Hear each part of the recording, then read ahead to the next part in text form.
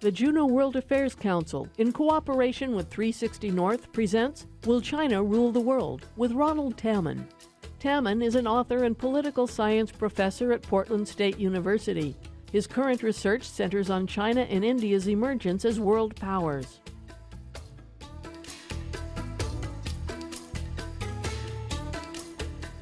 Thank you, Jim Clark, and to everyone here in the audience tonight, and to the city of Juneau. How beautiful and scenic it is here. I'm delighted to be with you.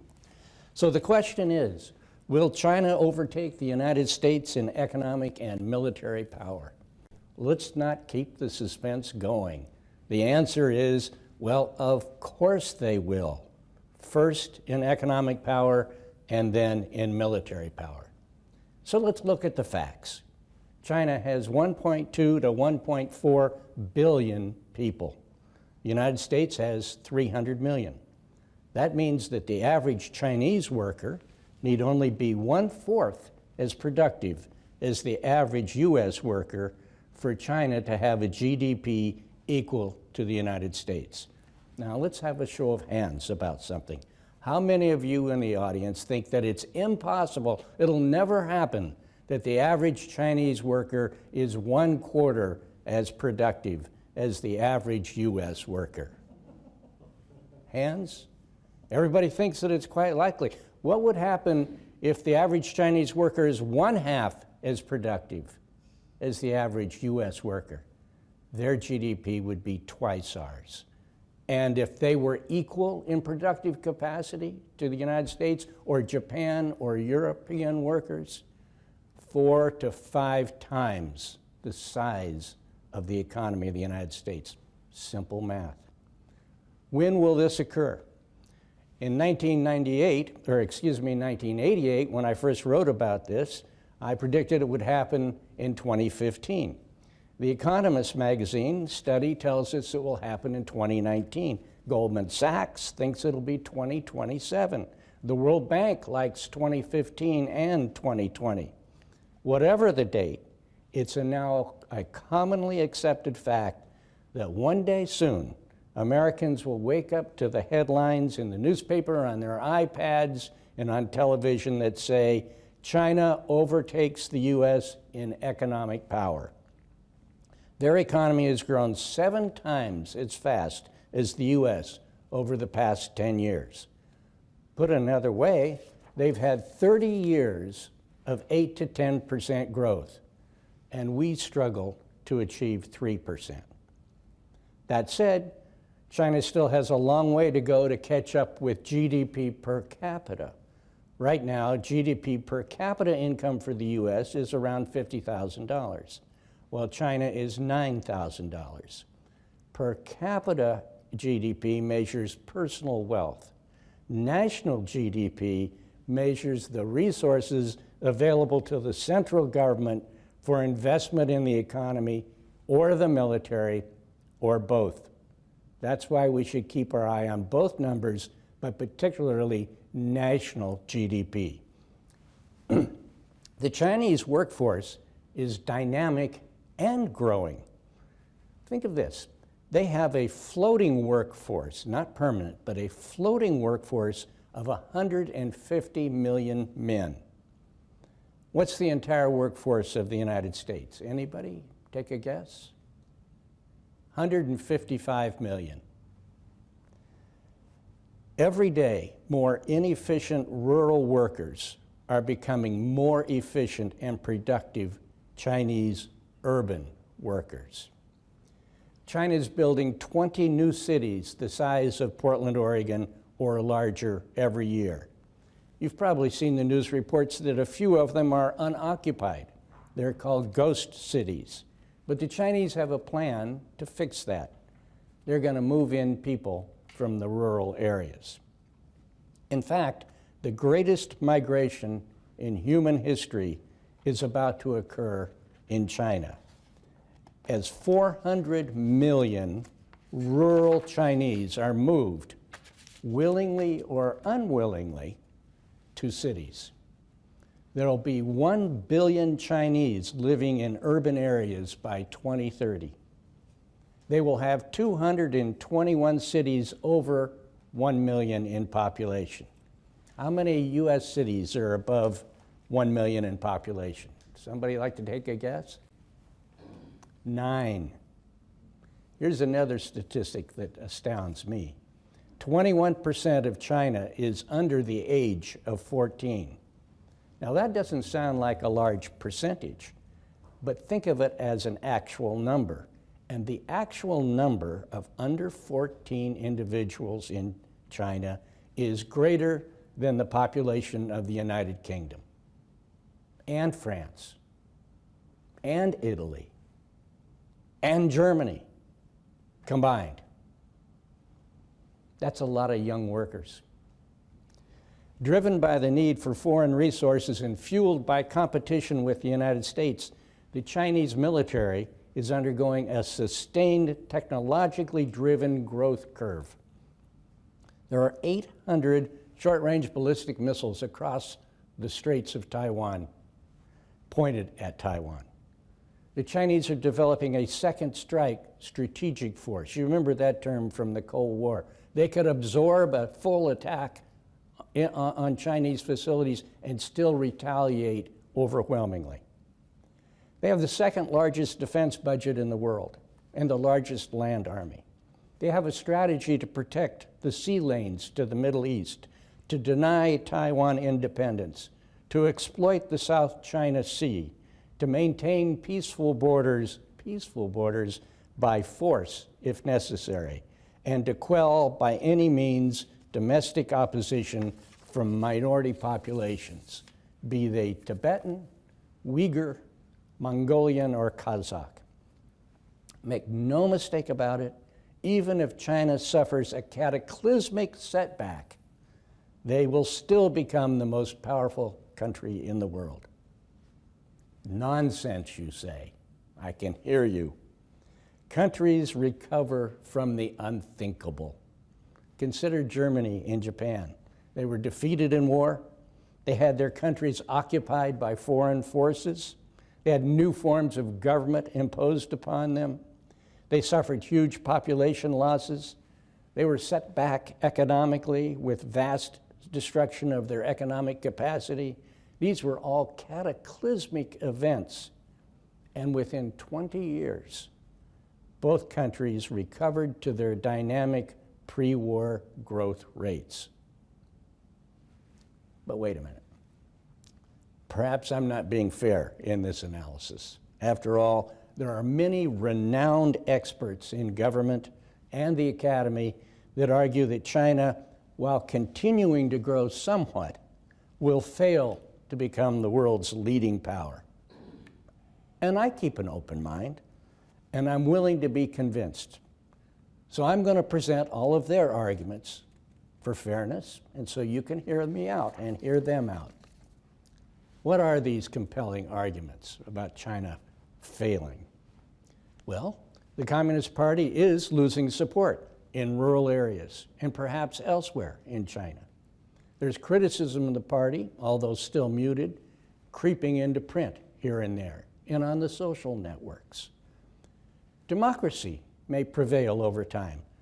We're having some local elections in China now, and they may show the way, or there could be top-down reforms as well. With democratic reforms, China may no longer feel the need to compete for international power. Or the country may fracture, as did the USSR. Look at Tibet and Xinjiang province today and the unrest there.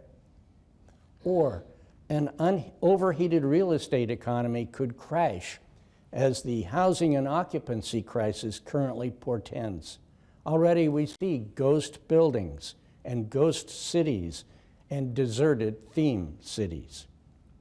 An aging population increasingly is stressing the financial integrity of China.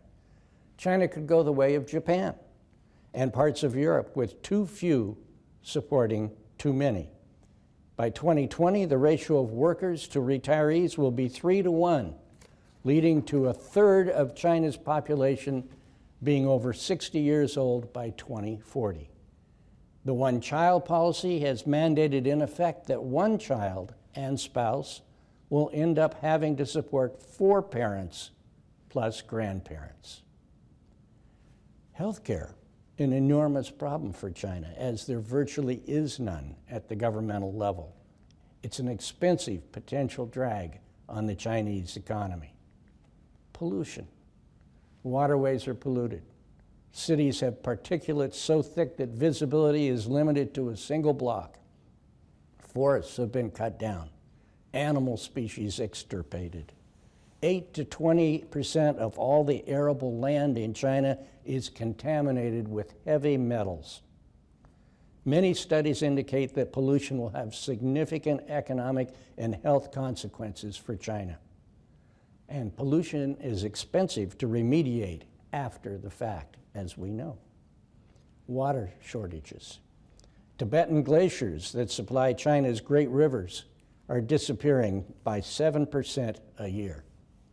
Half of the rivers that existed in China in 1990 have dried up. 75% of those that remain are polluted. Energy. Energy shortages could curtail growth, and new sources of energy in the Middle East are very unreliable. The Middle East, after all, is the most volatile region of the world, as we've found out. There could be regional disputes between the have and have-not provinces, the rich versus the poor, the rich east, the poor west, which could curtail growth and foster regional frictions. The banking system is rife with bad loans, often based upon non-producing real estate, particularly owned by state-owned industry and high-level officials in the Communist Party. This could cascade into an economic collapse of the country, much like it did in Southeast Asia in 1997. Bird flu or swine contagion could cause severe economic dislocations, creating quarantines and mass deaths and economic stagnation. Or there could be a civil war or a regional war with India as a result of a number of these factors. Not to mention corruption. Corruption is endemic to China. It could crush the entrepreneurial spirit and foster severe discontent among the general population. When the princes and the princelings, the sons and daughters of the new wealth, race around the country in their Maseratis and Ferraris and occasionally kill a poor peasant, it confirms that society has become corrupt and uneven. The gender balance is creating a population of surplus men. Eventually, 1 in 5 Chinese men will be hopelessly single. This could cause enormous societal disruptions.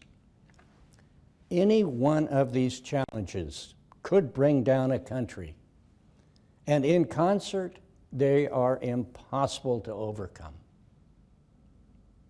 Let me repeat that. Any one of these challenges could bring down a country, and in concert, overwhelmingly impossible to overcome. So, have I convinced you now that China faces such challenges that they can never really compete with the United States? Isn't that a very strong case? Many eminent scholars say so. Okay, let's take another tack at it. Let's take a snapshot of the United States before the turn of the 20th century, in the early 1900s. We just come through a disastrous civil war, which created long-term fissures in society.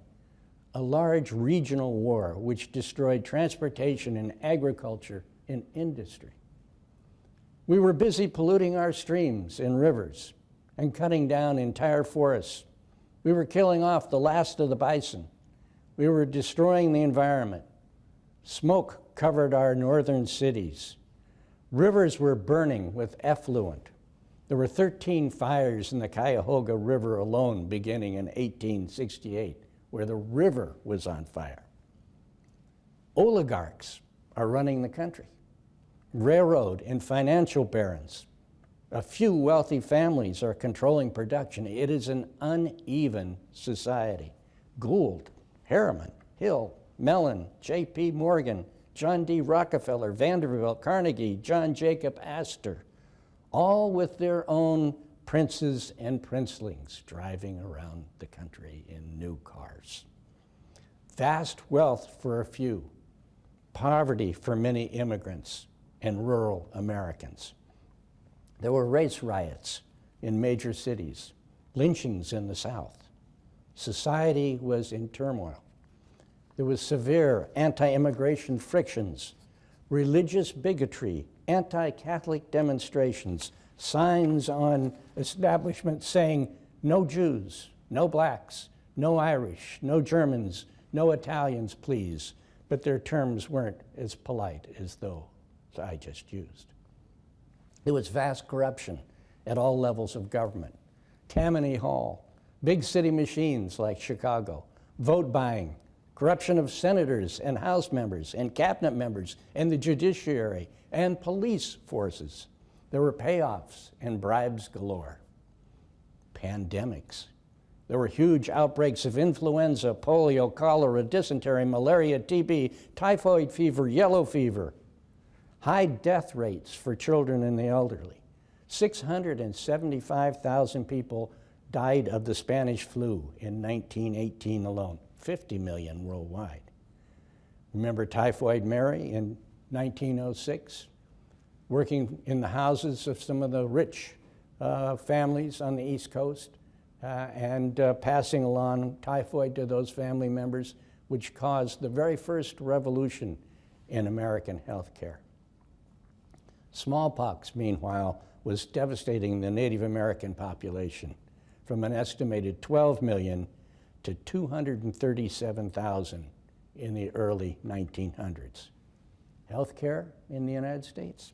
Not a chance for most. Gender imbalance? Certainly the case in the west of the United States and Alaska. So what would you conclude by looking at this snapshot in the early 1900s? You'd have to conclude that this country will never succeed. It will never make it. There are too many intractable problems, any one of which could bring it down, but taken in concert, impossible to overcome. Sound familiar? So we come to this. Is the United States so unique, so special, so industrious, so exceptional, that it could survive all of these challenges while all other countries in similar circumstances will fail? What do you think? What does it mean if I am correct about China becoming the most powerful country in the world eventually?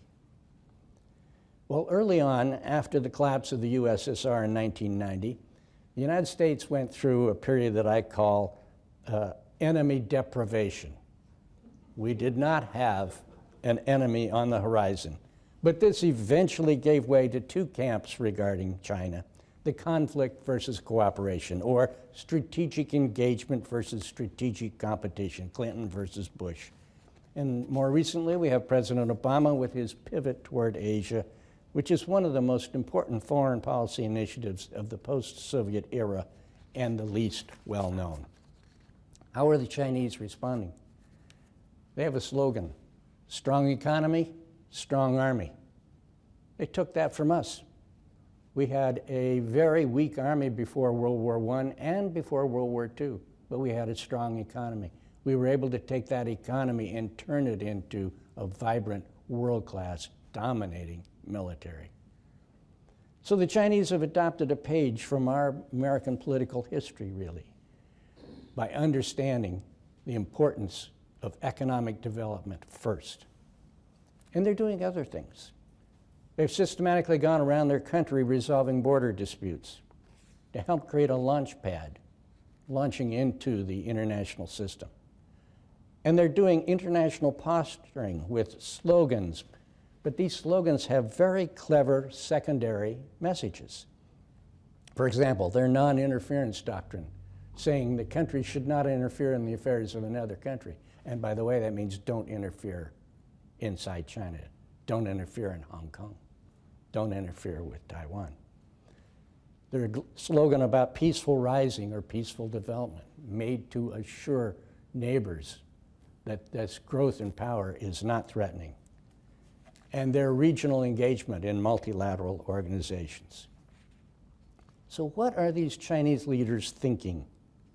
And what forms their thought process? It's a very difficult subject for anyone to take on. I'll give you some hints, perhaps, from my own reflection about this. If you were a Chinese leader, what domestic events have conditioned your worldview? Well, there was the Great Leap Forward, 700 million Chinese placed in communes in 1958 to 60, building backyard furnaces so that it could match the United States in output by 1988.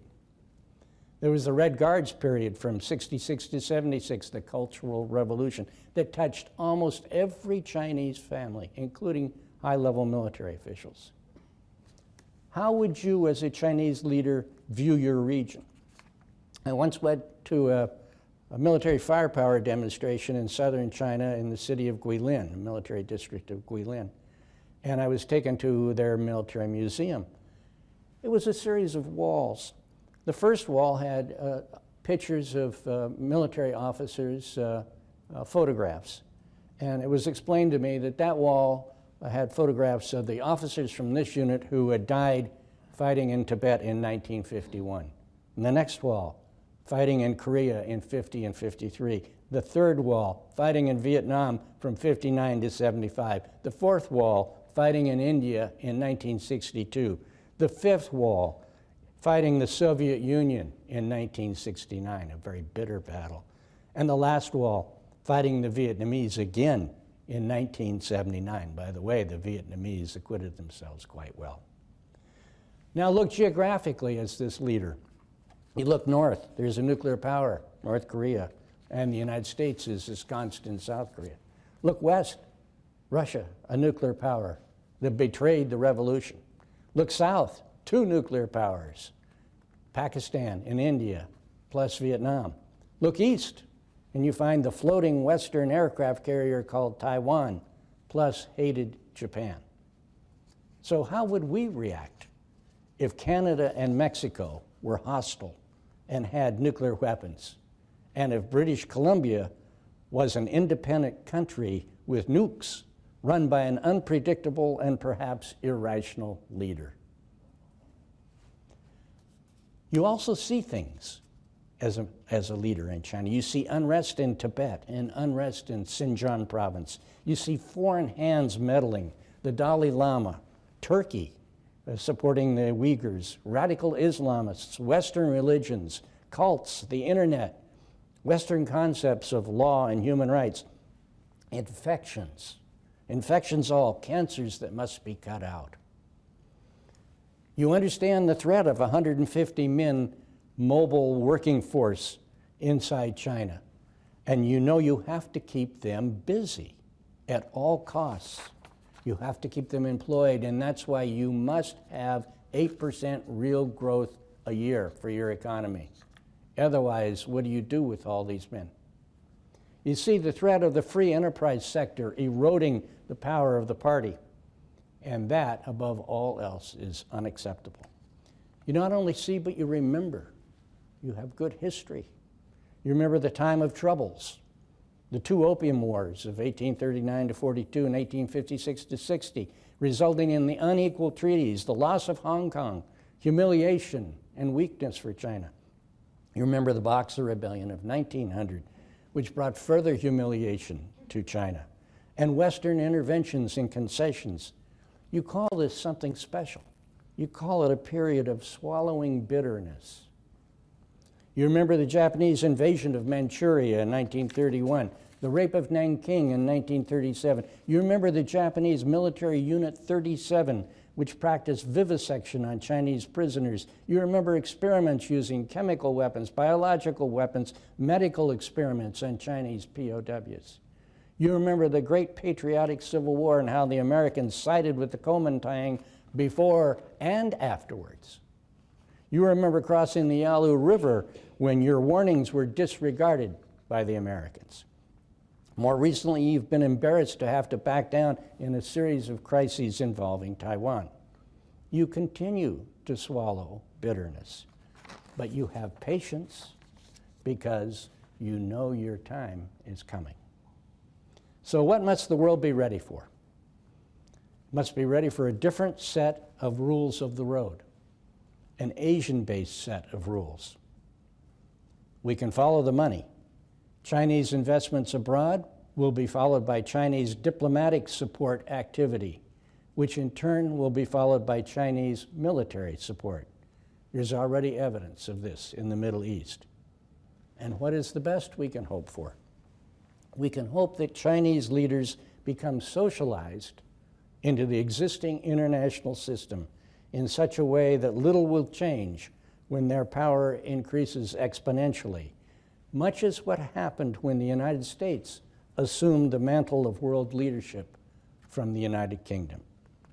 If this is to happen, then it is the special obligation of the U.S. business community to bring this about. Unlike during the Cold War, where there were no business ties between Russia and the United States, reciprocal business relationships between China and the U.S. create golden handcuffs which will have a moderating influence on Chinese power and may help to change the nature of Chinese governance as well. But none of this will matter if the U.S. pursues a posture of alienating and deliberately provoking the Chinese during their fast growth period. If they have to continue swallowing bitterness, then when they are powerful, they will reorganize the international system based on their own principles, replacing the World War II world that in large measure we, the United States, designed and instituted. So we all have an obligation to help frame how China sees the world and deals with the world in the years to come. And we can't wait until after the fact. We have to start today. Thank you for your attention.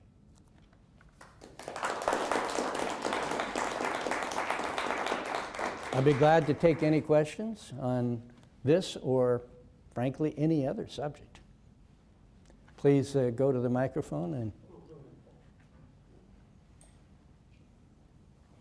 Well, in light of what you said, then how do you think this current situation in Hong Kong is going to resolve itself?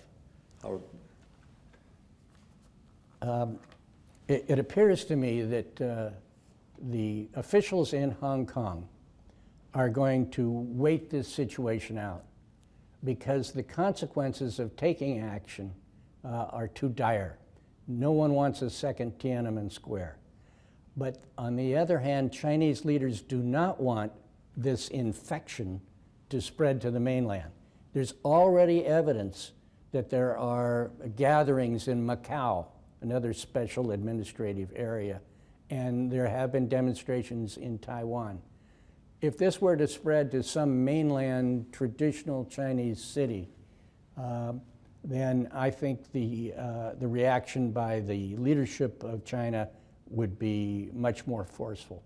Right now, they're going to sit on the sidelines, I believe, and wait it out. Yeah, well, the thing too, though, this is Golden Week, and you have a lot of Chinese from the mainland who are in Hong Kong. They're witnessing this firsthand. They're filming it on their cell phones, and I suspect there are going to be a lot of thumb drives going back to China. Undoubtedly, social media has played a role in this. The demonstrators in the streets of Hong Kong are slightly different than the demonstrators we saw in North Africa or the Middle East. They were brought together by social media, but they're younger. They're high school kids in many cases, rather than college kids or college students. And that's a little bit of a new phenomenon.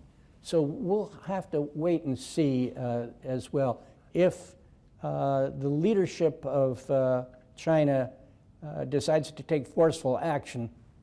They would bring in troops from Manchuria or some other part of China to help put this down rather than to let the the police force of Hong Kong repress their own people, which they probably will not.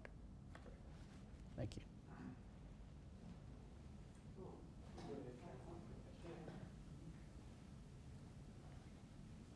I would just like to know what languages you speak. Occasionally English and Russian.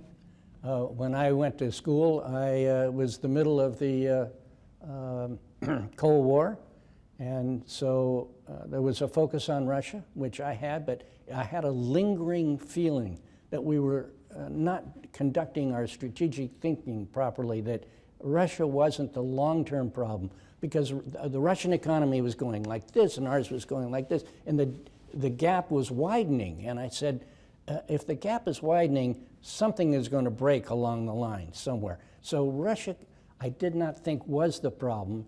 They didn't have a large enough population to challenge the United States in the long run, but China did.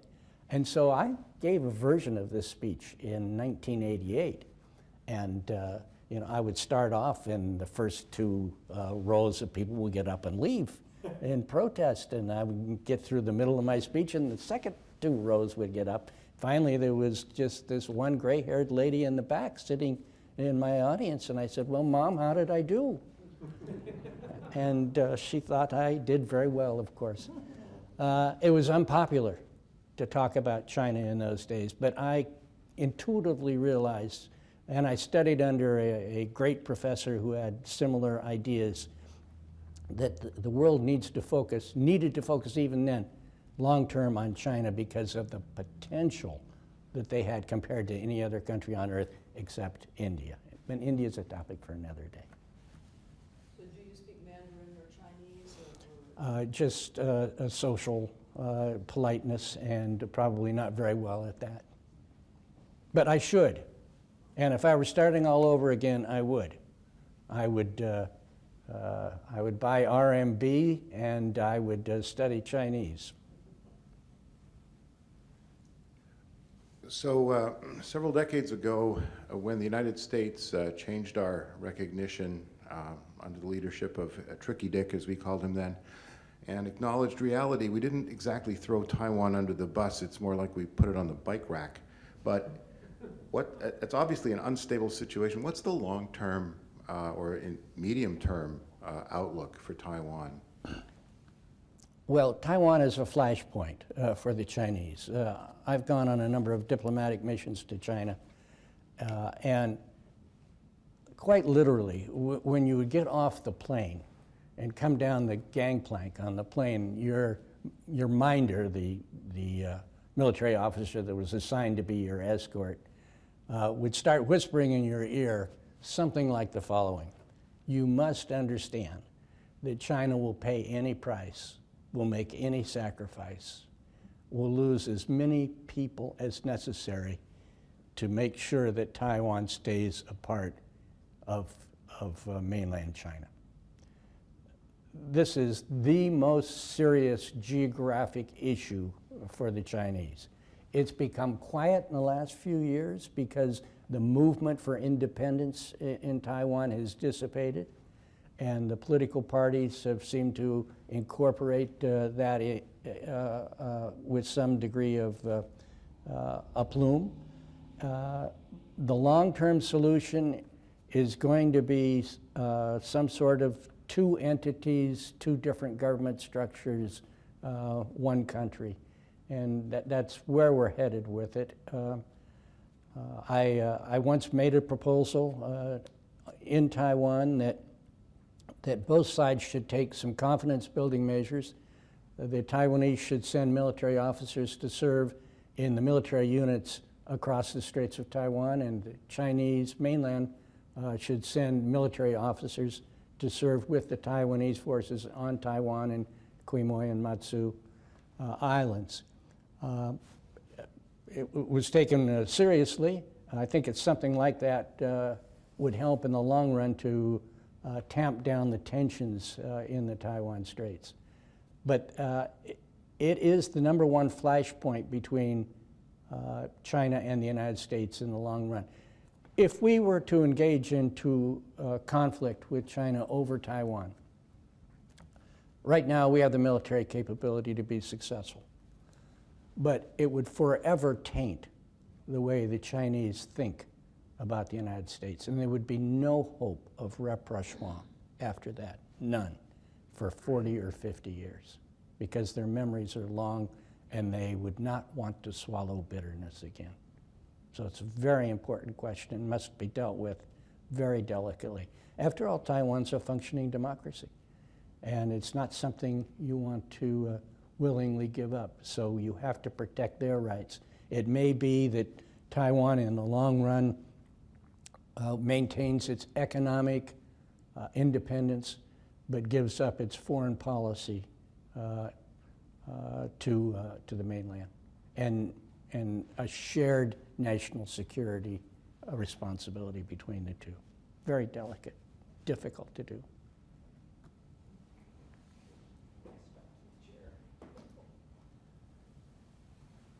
Hope I didn't get in front of the camera there. When you're talking about challenges that might be hard for China to surmount, the one that's a big deal building for us that you mentioned, I think, which I'd love to know your thoughts on, is inequality, because they're getting great economic growth and wealth in China, but it's not shared.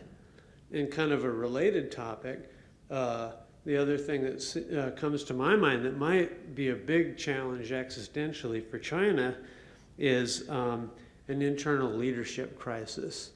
And the nightmare scenario I think of is the Saddam Hussein taking power through his little Congress with killing his adversaries. And I don't know what you think of the potential is for something like that happening within the internal governing structure of the Communist Party. So I'd just like to know what you think of it.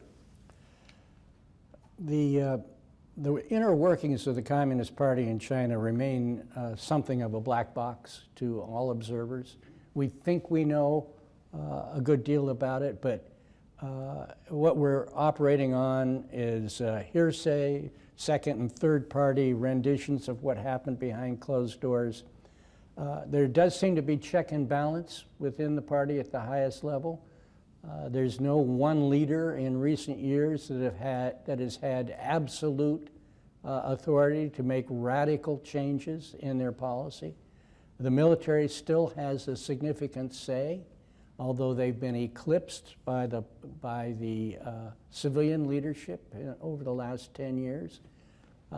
Could there be something explosive inside the party that would then touch off secondary fires around the country? It's possible, because we don't really know the mechanisms all that well. I don't expect that to happen, because above all else, what is valued there is the role and the control of the party.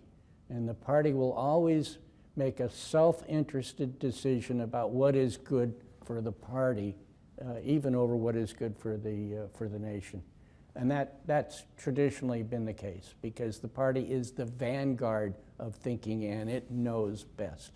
And that's even the current President Xi, and in his nationalistic rhetoric, gives rise to an understanding that they are not willing to share power from the top down currently.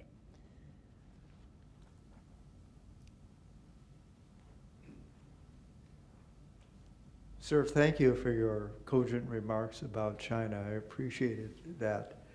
However, I'm thinking of India. Is it a potential also for this? I mean, their population may soon exceed China, and who knows what's going to happen on that front. Thank you. Thank you very much. It's a very important question. And you're going to have to invite me back next year to address that at a little more length. But India made a couple of fundamental mistakes. It tied its future to the Soviet Union 20 or 30 years ago, rather than looking to the West. It put into place a command-style economy, terribly inefficient. While the Chinese unleashed their economy, they kept their controls, their social controls, socialistic controls on the economy, and it has not paid off for them. Only in recent years have they realized that they have fallen behind China in terms of economic development, and have tried to make some internal reforms. They also adopted the Soviets' foreign policy and became leader of the non-aligned movement. And where is the non-aligned movement these days? It just kind of disappeared in 1990 when the Soviet Union went away. So they made some fundamental bad strategic choices as a country, and they're trying to rectify that now. By 2050, India will have more population than China. They're sitting on each other's border. There's a good deal of tension between those two countries, even though they've resolved most of the border disputes in recent years. I think that's one of the most delicate issues in the world for the world community to keep an eye on, is the tension between India and China, because neighbors of significant size, large economies, large military establishments that share a given part of the world almost always find a way not to get along. And I think that's probably what will happen. Very dangerous situation.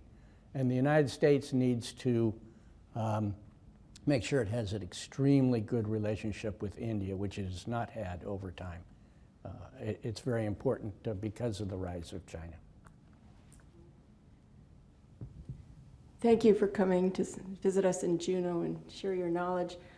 In remote areas in Africa and in South America, I've come across Chinese engineers, which was kind of startling.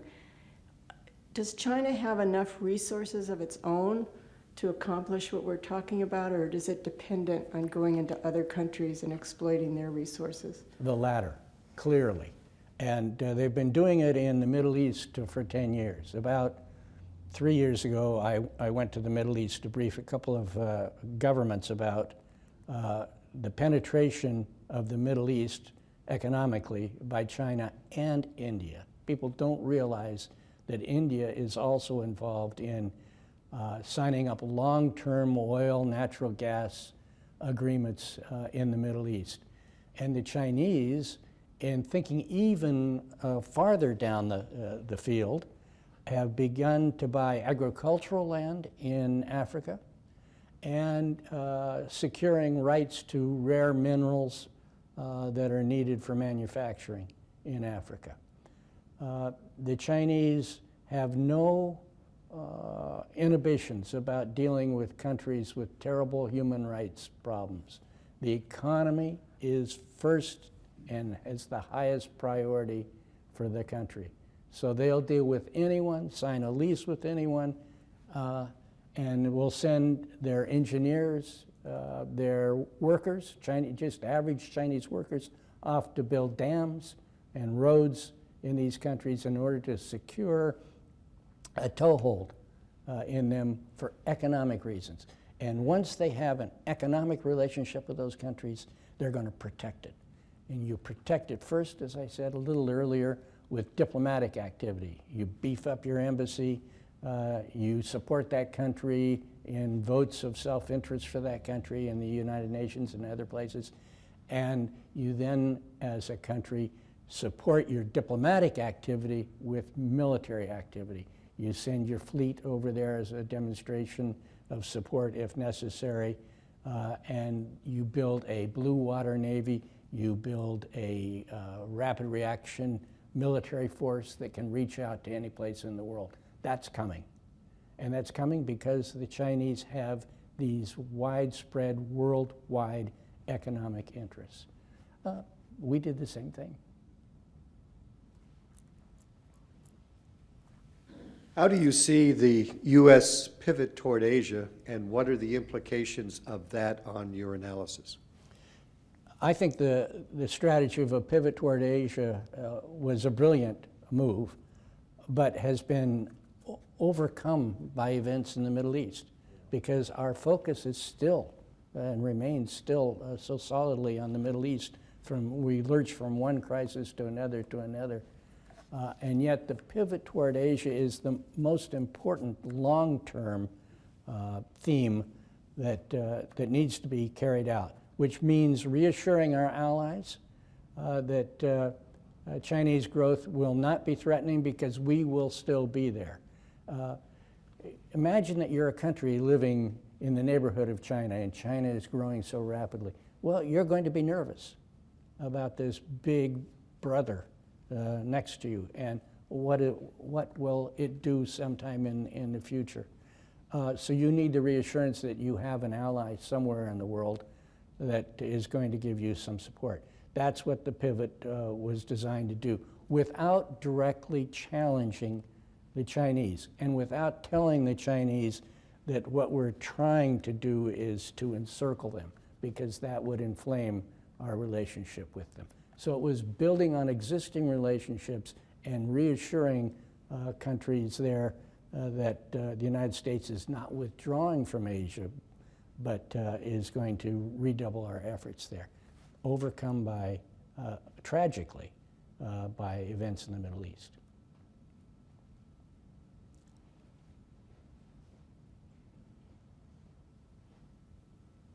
Somebody mentioned Saddam Hussein a minute ago. I have to say this. We didn't think strategically about the decision to invade the second time and get rid of Saddam Hussein. What happened as a result of that is we made Iran the most important country in the Middle East by getting rid of its only natural competitor, Iraq. Right? There were no terrorist hubs of activity in Iraq under Saddam Hussein. Now, don't get me wrong, he was a ruthless fanatic. He killed off Kurds, he killed off the Shiite population. He was brutal in every way. But one thing he did not allow was for terrorist organizations to operate on his territory. If Saddam Hussein were alive today and running Iraq, you would not find terrorist organizations there. He would have systematically wiped them out because they've been a threat to him. Now, I'm not saying we should have kept him in power either, but it's a reflection about the inadequacy of not thinking strategically when you make a decision. You make a decision based upon the factors of the moment. You think this is the right thing to do, but sometimes you don't understand, you don't see, you don't think about the secondary and the tertiary ramifications of your actions and what will happen 4 or 5 and 10 years later. That was a free, paid observation. I just wanted to ask about the rare earth metals. You mentioned that briefly, and I may be wrong here, but I think China is fairly resource wealthy in rare earth metals, and they're more important with the information technology today. What thoughts do you have on your thoughts of the They growth have certain economics? reserves of rare earth metals in China, mainly in western China and the Gobi Desert area, but not all of them that they need. And so they are trying to secure more from Africa. The United States does not have the same type of reserves of the critical rare earth trace minerals. And so it's of great importance to us and to our continuing technological development that we do have access to those or find substitutes for them. There is something like a covert, quiet race to secure those in the world by a number of parties: the United States, Japan, China, India, and to a lesser degree the Germans and the Europeans. So there's a lot of competition there, and it's important.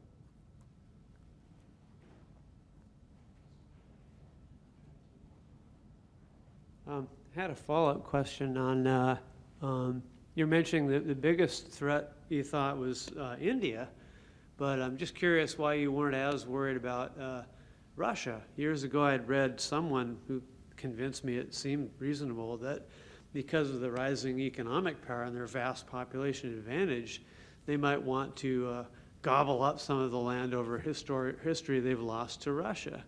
And so there's some risk of that in, say, Siberia or maybe Mongolia. And I wonder what you thought about that. Well,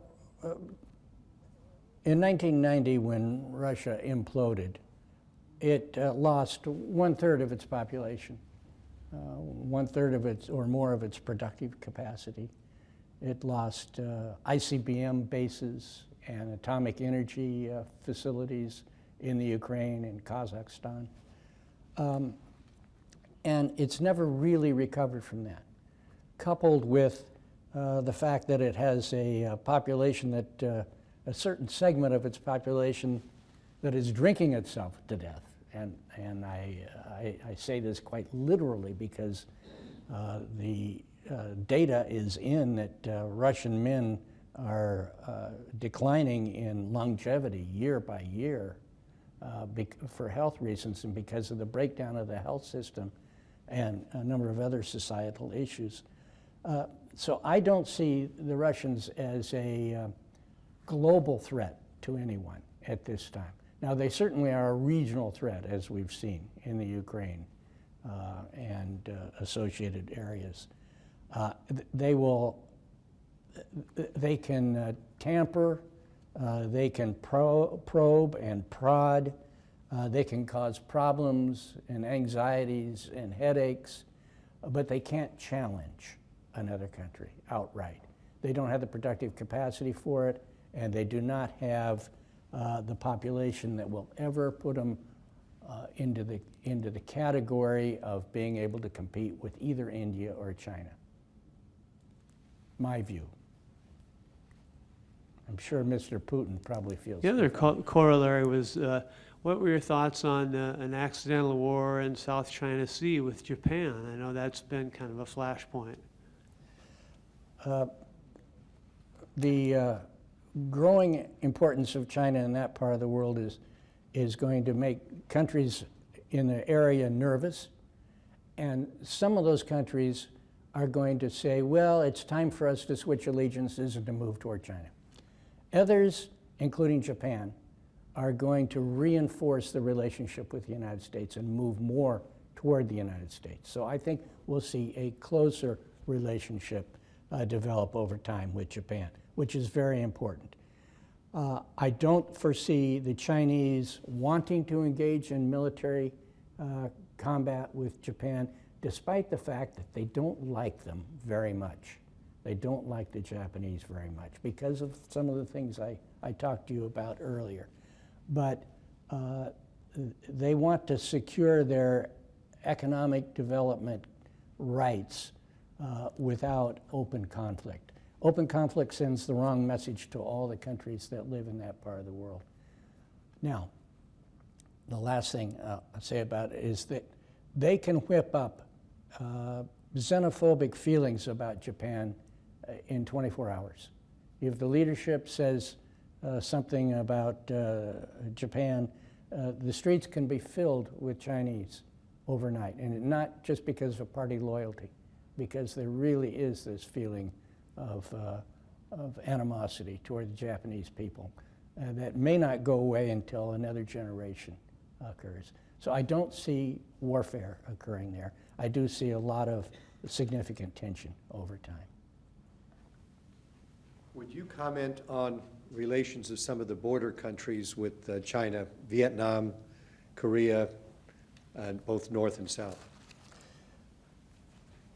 Vietnam obviously has made the choice that it's going to get closer and closer to the United States. One of the few countries in the world where an American can go visit there and be welcomed in open arms and feel completely safe. A remarkable transformation of relationships between two countries perhaps hasn't happened anywhere else in the world in similar circumstances. South Korea and North Korea, the relationship there has changed so dramatically. The South has become so potent and powerful economically that I don't see tensions there. The North Koreans, for a lot of reasons, are very adroit at practicing combat diplomacy and making the most outrageous statement possible to make everybody nervous. But they don't actually act on it because they're coming at this from a position of weakness. The other countries in Southeast Asia and Asia are going to have to make a choice in the next 20 years. Do they want to realign themselves with China, or do they want to maintain a relationship with the West? And I think those are going to fall out almost predictably. The key for all of us to keep in mind, the key country that no one talks about is Indonesia. Indonesia is the giant of that part of the world, and as goes Indonesia, will go Southeast Asia. So thank you very much for your time and attention. It's been a delight for me to be here, to come to Juneau for the first time and enjoy this spectacular day. Thank you.